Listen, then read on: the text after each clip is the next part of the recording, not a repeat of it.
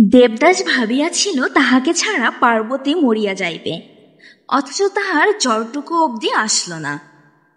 আসলে পুরুষের কাছে যা কিছু সহজেই ধরা দেয় তাকেই পুরুষ তখন ভীষণ সহজলভ্য ভেবে নেই। তারা বোঝে না যে একজন নারী যেমন ভালোবাসায় অন্ধ হতে পারে, তেমনি আবার সেই ভালোবাসা থেকে অবহেলা পেলে তার থেকে নিঃশব্দে দূরেও যেতে পারে। এভাবেই পুরুষ বরাবরই একটা সময়ে তার কাঙ্ক্ষিত নারীকে হারিয়ে ফেলে।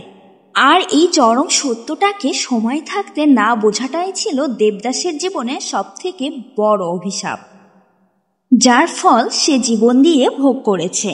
দেবদাস পার্বতীকে ভালোবেসেছিল, কিন্তু বোঝেনি তার গুরুত্ব। আর তাই সে শুধু পার্বতীকে নয়, নিজেকেও হারিয়েছিল।